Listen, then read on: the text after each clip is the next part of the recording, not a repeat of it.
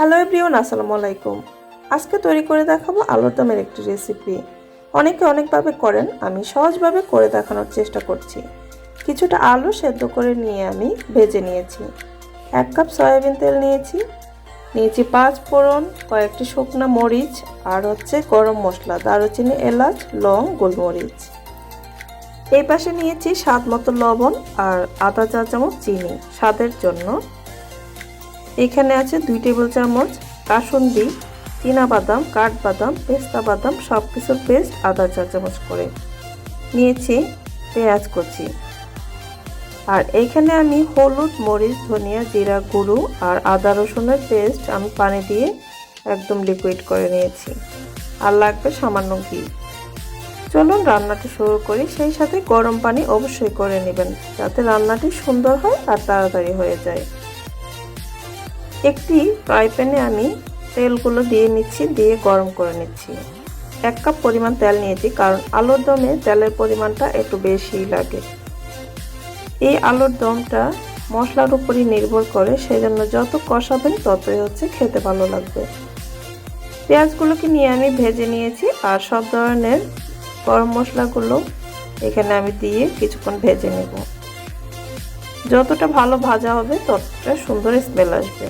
এখানে সম্পূর্ণ বাটা মশলাগুলো আমি দিয়ে তারপরে আরও কিছুক্ষণ ভেজে নেব। সেই সাথে গুঁড়ো মশলাগুলো, আদা রসুন পেস্ট একসাথে সব কিছু দিয়ে আমি ভালো করে ভেজে নিচ্ছি। যখন ভেজে নেওয়া হয়ে যাবে তখন লবণ আর চিনিটা আমি অ্যাড করে দিচ্ছি। আরও কিছুক্ষণ ভালো করে নেড়ে চেড়ে নেব। সব সময়ই প্রথমে কষানোর সময় একটু টাইম দিবেন, যে কোনো রান্না খেতে ভালো লাগবে। যখন ভাজা হয়ে গিয়েছে, এখন মশলাটা ফোটার জন্য আমি 1/2 কাপ গরম পানি অ্যাড করেছি। মশলা যখন ফুটে এসেছে, এখন আমি সেই সেদ্ধ করে ভেজে রাখা আলুগুলো দিয়ে কিছুক্ষণ কষিয়ে নেব। প্রথমে মশলার সাথে ভালো করে আমি মিশিয়ে দিচ্ছি আলুগুলোকে, তারপরে ঢাকনা দিয়ে কিছু সময় কষাবো।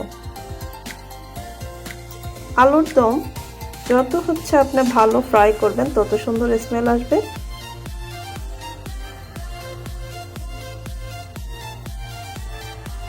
এই যে এখন আমার কষানো হয়ে গিয়েছে, আমি এতে পানি অ্যাড করে দেব। এই ক্ষেত্রে আমি ফুটন্ত 1 কাপ গরম পানি অ্যাড করছি। পানিটা আপনি গ্রেভির উপর নির্ভর করবেন, কতটা গ্রেভি আপনি খেতে চাচ্ছেন, কতটা ঝোল খেতে চাচ্ছেন।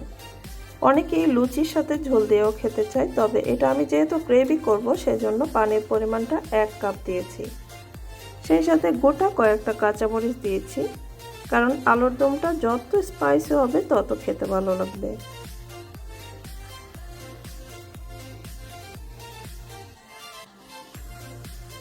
তারপর কিছু সময় আমি ঢাকনা দিয়ে রাখবো। আর অবশ্যই কিছু ফাঁকে ফাঁকে ঢাকনা তুলে তুলে আপনার নেড়ে দিতে হবে।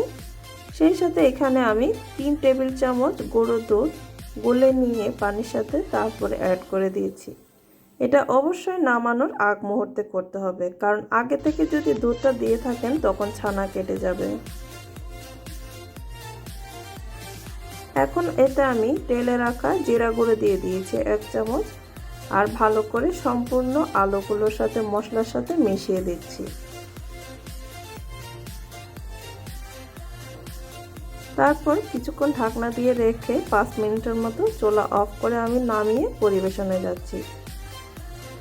একদম রেডি হয়ে গেল আমার আলুর দমটি। এটা লুচি, পরোটা, রুটি, ভাত সব কিছুর সাথে খেতে ভালো লাগে। সেই সাথে আপনারা পাউরুটি দিয়েও ট্রাই করতে বলবেন না, পাউরুটি দিয়ে খেতে ভালো লাগে। একদম সহজভাবে আমি তৈরি করে দেখিয়েছি, আশা করি আপনাদের ভালো লাগবে।